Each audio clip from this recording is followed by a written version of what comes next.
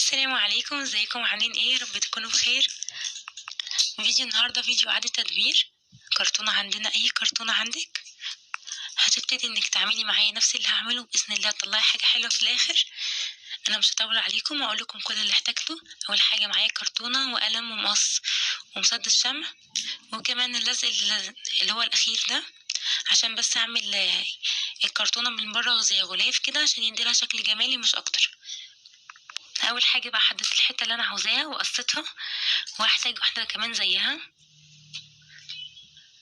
وهظبط مقاسهم بالظبط هشوف انا عايزة قد ايه. انا مش محتاجة حاجة، انا محتاجة مثلا ارتفاعها 15 سنتي او 13 سنتي، مش اكتر من كده.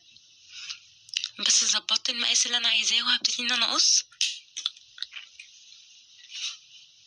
بقيس المقاس على الكرتونتين بحيث ان المقاس يطلع بالظبط في الكرتونة دي زي الكرتونة التانية.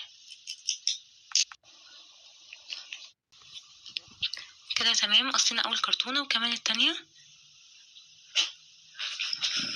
كده خلاص المقاسين بالظبط قد بعض. هبتدي بقى ان انا احط الاول مسدس الشمع في الكرتونة الاولى، وبعدين هحط عليها على طول الكرتونة التانية، وهلزقهم كده في بعض، واحاول بايدي ان انا اوقفها كده عشان تكون زي عمود عليها. شايفين انا بتنيها وبدوس عليها جامد عشان تكون ماسكة في بعضها كويس جدا. طبعا هي كده لسه مش ماسكة نفسها. هبتدي بقى ان انا اقص تاني قطعة كرتون تاني من نفس الكرتونة برضو. اهي هاخدها كده بالمقاس، يعني هحطهم كده قدام بعض وهقيس. انا هحاول اعملها من فوق كده زي علبة. لو انت عندك علبة نفس الشكل جاهزة ما تعمليش كل المحاولات دي، خدي العلبة على طول اللي هي هتكون الشكل النهائي معايا ده، خديها على طول واستخدميها وكملي معانا باقي الحاجات اللي هي تكون مستطيلة شوية دي. بس انا ما كانش عندي علبة يعني مستطيلة، فانا حبيت ان انا اعملها بايدي من الكرتونة اللي موجودة عندي، اللي متوفر يعني الموجودة. وهحط كمان شمع من فوق وهحط الباقي. شايفين بقى لو عندك كرتونة نفس المساحة دي هتكون سهل عليكي كل ده، اللي هي دي بالظبط. كده باخدها بالمقص احوش كل الزيادات اللي موجودة من حوالين كل الاماكن يعني. خلاص كده هجيب بقى كرتونة تانية وهحاول اظبطها من بره. ناخد كده المقاسات بتاعة الباب،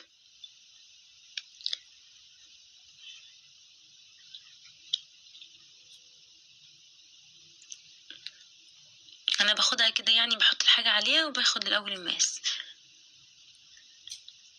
احنا هنعمل الكرتونة منظم وهحاول اعمل لها ادراج وكده، فانا حابة الادراج تكون حامل على حاجة. فطبعا لما تيجي تتفتح من اللي بتطلع لبره لازم يكون في زي مصد كده او حاجة تسند عليها. فاحنا دلوقتي هنعمل لها حاجة زي كده، وكمان هتديها شكل احلى يعني. انا برضو باخد المقاس، هحط القلم كده واظبط الدنيا والمقاسات من كل الجهات،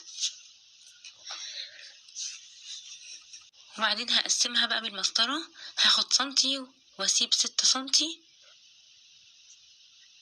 وبعدين اخد 2 يعني سنتي ونص كده واسيب 6 سنتي. هعملها 3، هعمل 3 ادراج فيها. انا هفهمكم دلوقتي بالظبط بالراحة، بس هناخد بس الاول الحتت الزيادة دي نحوشها. تمام كده بقت قدها بالظبط، لسه بس محتاجة تتظبط من جنبين.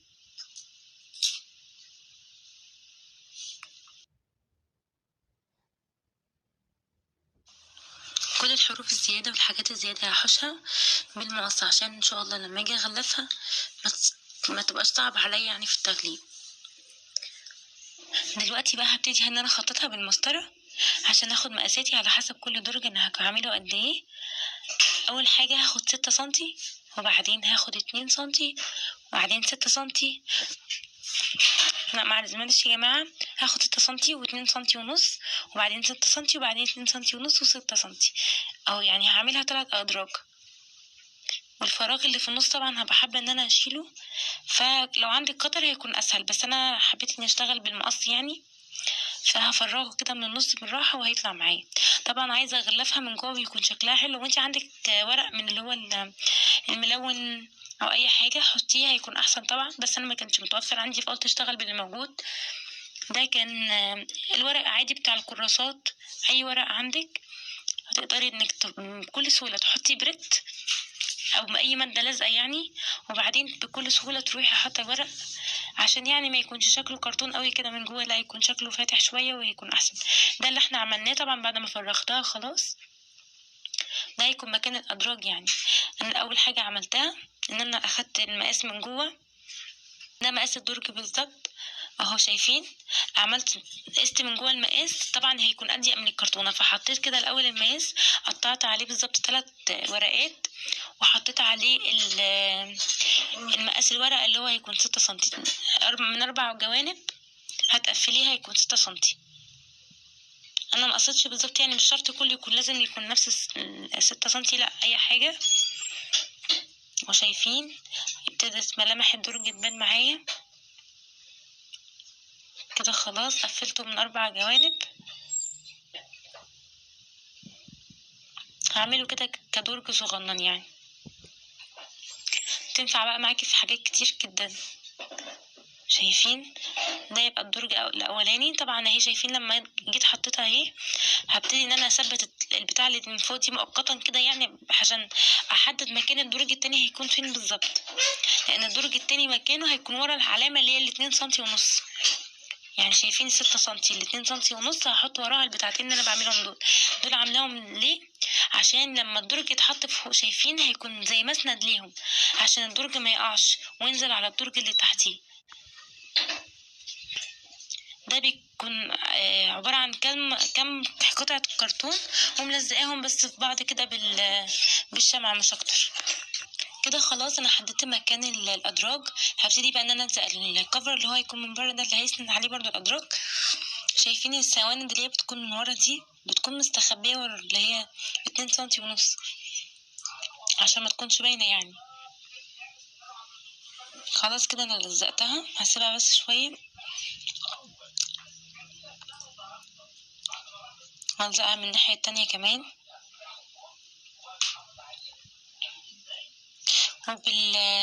وبأي كرتونة كده صغنططة، وابتدي انك تمسحي على طول يعني، تتزقي وبواقي الشمع امسحيها كده من الجناب على طول عشان ما تبقاش باينة يعني معاكي.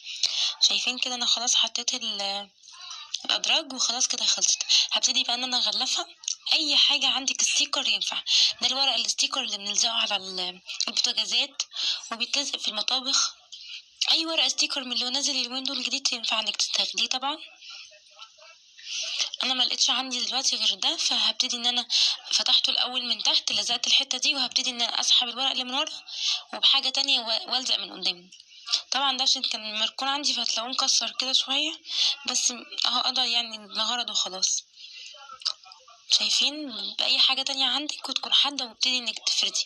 احسن حاجه تعملي بيها تكون حاجه زي بتاعه البطاقه كده مثلا، ابتدي انك تشتغلي بيها تكون احسن وتسهل معاكي.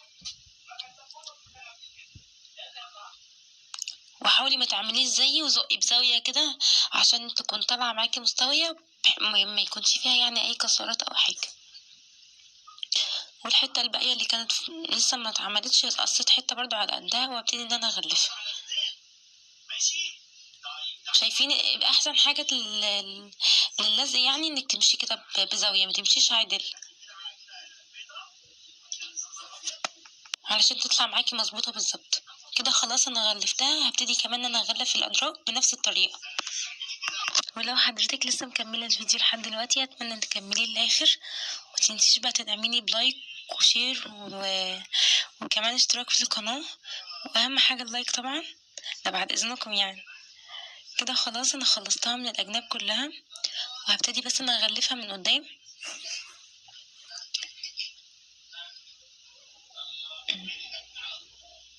بقصها كده من الاجناب، بحاول ان انا ادخلها من جوه. الحته دي كمان كنت عايزه اغلفها، فجبت حته صغنطوطه كده وحطيتها من قدام.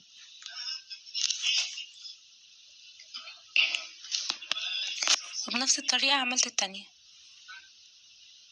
كده خلاص خلصتها. ان هنبتدي بقى ان انا اعمل ادراج مش عارفة ليه الحتة دي ما اتصورتش، ان انا عملت الحتة دي من جوه. غلفتها بالورق اللي هو كان الظهر بتاع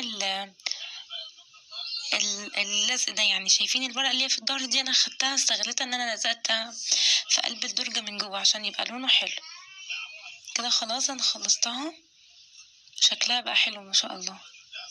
ومعلش كمان الحتة دي ما اتصورتش، انا عملت لها زي رجلين كده من الخرز الصغنون ده، لزقت كل اتنين في بعض وحطيتهم، وحطيت هنا في كل ناحية اتنين، وفي النص حطيت واحدة بس، يعني اتنين فوق بعض. وكنت حابة ان انا اعمل لها زي حاجة اطلع بيها درج، زي مقبض كده، فما كنتش لاقي حاجة، ففكرت ان انا نجيب الغطيان بتاع الازاز. حاولت كده اجيب 3 يكونوا متناسقين في الشكل، وانا اللون ده يعني كان متوفر عندي اللون اللبني ده، واللون التاني الذهبي، بس الذهبي ما كانش شكله حلو صراحة لما جربته، فقلت ده يعني شكله حلو مش وحش، فحطيته كده. وهبتدي ان انا الزقه برضو بمسدس الشمع كده. بقى خلاص انا خلصتها وحطيتها كمان على التسريحة عندي، شكلها حلو قوي، عملت شكل حلو التسريحة ولمت كل الميك اب بتاعي فيها. انا ما عنديش يعني حاجات كتير، فهي لمت الحاجات بتاعتي. انتي ممكن تعمليها بقى للتوك بس، ممكن تحطيها في غرفتك او في غرفة لو بناتك يعني، وتحطي فيها التوك، ممكن تحطي فيها الاكسسوارات، ممكن تحطيها في المطبخ تحطي فيها حاجة، ممكن تحطيها برضه في الحمام وتحطي فيها بس حاجات بسيطة. انا دلوقتي هحط فيها حاجات كده بسيطة، يعني عقد صغير كده وحاجات بسيطة، بس ما شاء الله فعلا هي اخدت حاجات كتير، يعني الدرج عميق ما شاء الله بياخد حاجات كتير. يا رب يكون الفيديو عجبكم، اشوفكم ان شاء الله باذن الله في فيديو جديد، مع السلامة.